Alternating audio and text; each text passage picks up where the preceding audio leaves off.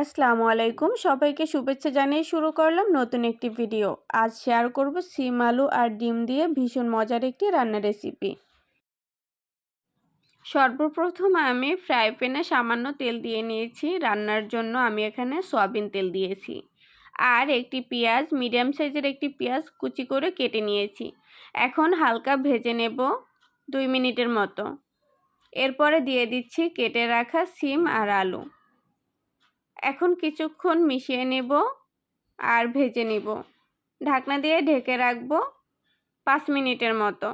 যতক্ষণে সবজির কাঁচা গন্ধ দূর না হবে ততক্ষণ পর্যন্ত এটা ভেজে নিতে হবে। এখন দিয়ে দিচ্ছি শুকনা গুঁড়া মশলা। হলুদ গুঁড়া দিচ্ছি 1/2 চা চামচ, মরিচ গুঁড়া দিচ্ছি 1/2 চা চামচ, আর ধনিয়া গুঁড়া দিয়েছি 1/4 চা চামচ, স্বাদ মতন লবণ। এবার সব কিছু আবারও ভালোভাবে মিশিয়ে নেব। এই পর্যায়ে মশলা যাতে পুড়ে না যায় এর জন্য সামান্য পরিমাণ পানি দিয়ে নিচ্ছি। একদমই বেশি পানি দেওয়া যাবে না, খুবই সামান্য পানি দিয়ে সবজিটা ভালোভাবে কষিয়ে নেব। আপনি যা কিছুই রান্না করেন না কেন, সবজি বা মাছ যেটাই করেন না কেন, মশলা যদি ভালোভাবে কষিয়ে নেন তাহলে সেই রান্না খুবই সুস্বাদু হবে। যখন ভাজা ভাজা হয়ে যাবে আর তেলটা উপরে ভেসে উঠবে, এই পর্যায়ে দিয়ে দেব পরিমাণ মতো পানি। আমি এখানে দিয়েছি আধা মগ পানি, কারণ এই রান্নাটা ঝোলও হবে না আর একদম শুকনাও হবে না, মাখা মাখা হবে। তো পানি দিয়ে ঢাকনা দিয়ে আমি ঢেকে রাখলাম।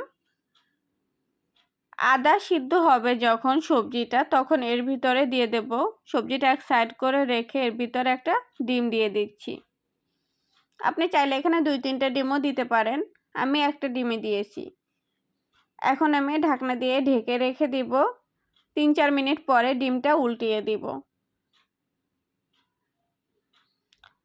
নিচের সাইড হয়ে গেছে, উপরের সাইড যেহেতু এখনও নরম আছে তাই আস্তে করে উল্টিয়ে দিয়েছি যাতে 2 সাইডই ঠিকভাবে সিদ্ধ হয়।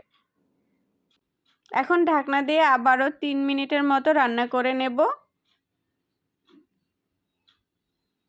3 মিনিট পরে ফিরে এলাম আর এই পর্যায়ে আলুটা ভেঙে দিব। আলুটা যদি আধা ভাঙা হয় এই সবজিটা খেতে ভীষণ মজা হয় আর ঝোলটাও ঘন হয়ে যায়, কারণ এখানে তো বাটা কোনো মশলা ব্যবহার করা হয় নাই, তাই ঝোলটা একদমই পাতলা। আলুটা ভেঙে দিলে ঝোলটাও ঘন হবে আর খেতেও সুস্বাদু হবে।